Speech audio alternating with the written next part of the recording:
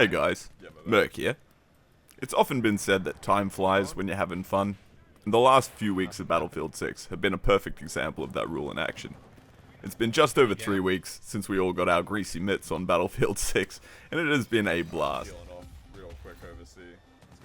I've been spending most of my time in the choppers, getting better and better without using any flight assist. It's a good feeling, getting my groove in the pilot seat again, I must say.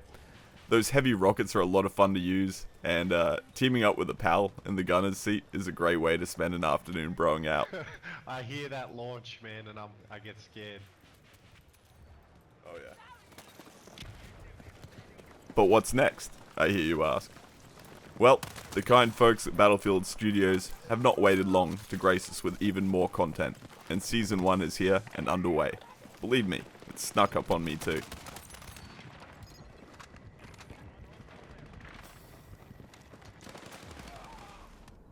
Season 1, Rogue Ops. Nice.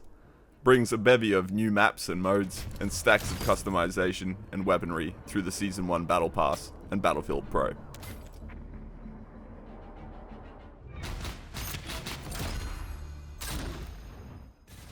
Don't forget, you can use code Mercader at checkout for any of your purchases through the Battlefield web store or EA app, if you'd like to support yours truly.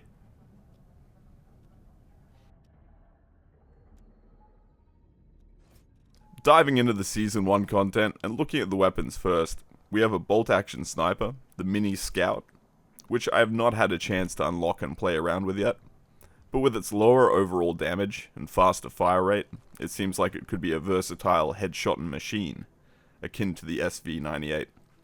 Very nice, very keen to check that out. We also have the classic Glock 22, or the GGH-22 as it's known in the game. Good rate of fire and magazine size, and the recoil is very reasonable. I really like it, and I've been using it in most of my loadouts as my new default sidearm.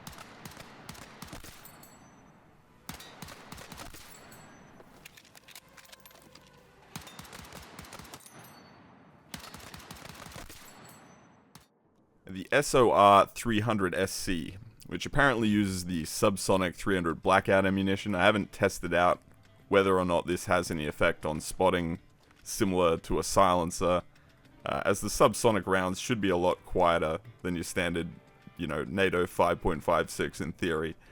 So, let me know in the comments below if you've noticed one way or the other. But, yeah, the SOR 300 SC is a heavy-hitting, mid-range carbine, which could be very useful for those classes that don't have assault rifles available.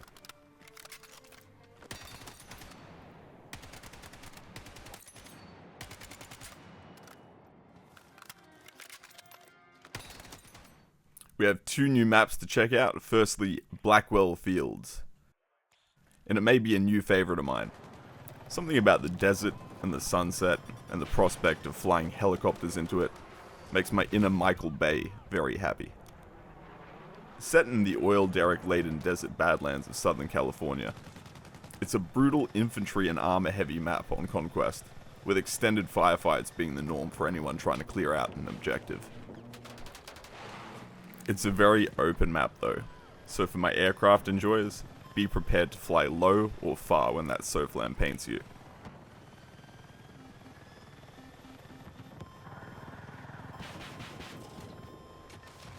And watch out for those damn tow missiles too.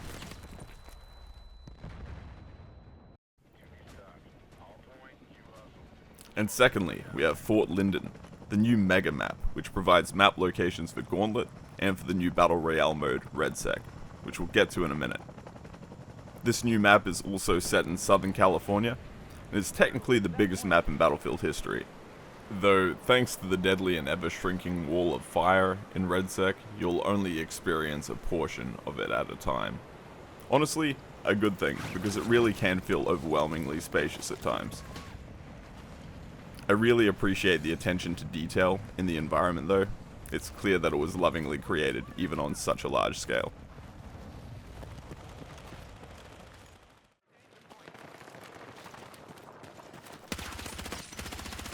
We have a new mode called Gauntlet, which I've had a few games of, and I quite like the fast-paced, objective-based gameplay that it provides.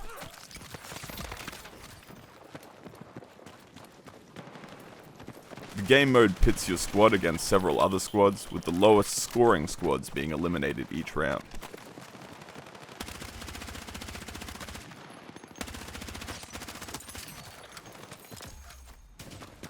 The new armor mechanic features in this mode as well as the REDSEC Battle Royale mode, so it's good practice for the gunfights you'll experience there. The time to kill is a little higher and you'll definitely need to make your shots count. My biggest tips for Gauntlet would be to focus on the objective, with kills being a side activity. Completing the objective is going to net you far more points than trying to stack the 1 point per kill with no objective time. And make sure you stay with your squad. Your enemy will be, and there's usually an opportunity to revive, since you can move around while downed in this mode.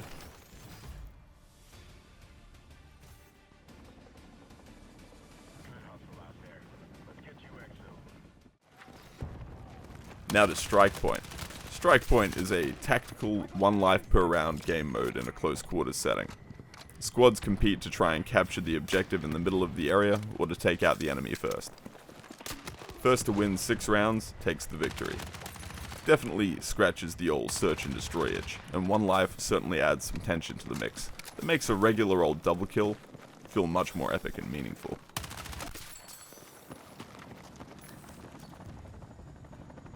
Battlefield REDSEC, or Redacted Sector, arrived this week as well. A big surprise to most of us. We knew it was coming soon, but we didn't know when, and now it's here. The long-awaited BF6 Battle Royale sees players dropping into the earlier mentioned Fort Linden in either duos or squads to battle it out against about 100 others, with all of the destruction, vehicles, and fantastic gunplay you'd expect from the Battlefield series.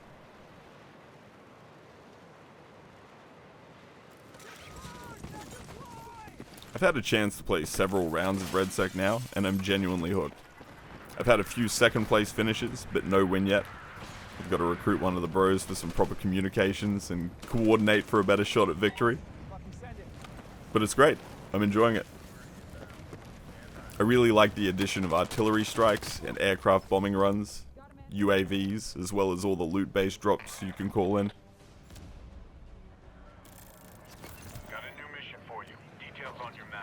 The new mission system in REDSEC adds a lot of dynamic gameplay opportunities and provides paths towards some of the best loot in the game if you manage to complete your task. You may even find yourself targeted by other players while trying to complete your mission, or vice versa.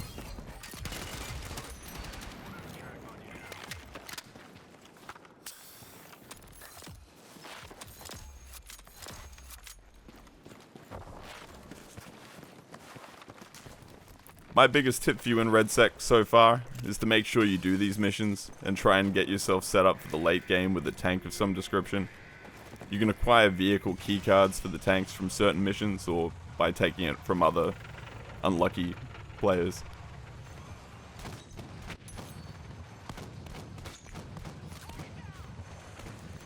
As someone who played a lot of Battle Royales over the years, I like the way the inventory system is very straightforward and color-coded in an obvious fashion in this game. It means I spend less time fussing about loot and more time doing the shooty shoot. REDSEC is free to play, which I think is a great move towards maintaining a healthy player base in smaller regions like Oceanic and bringing new players to Battlefield 6.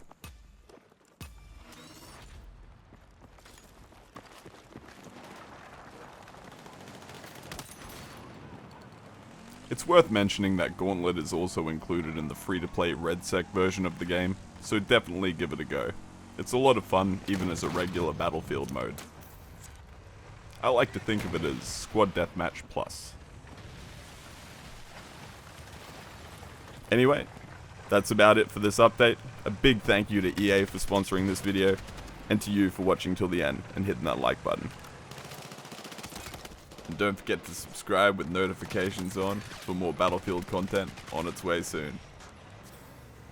This is Merc Out. Cheers.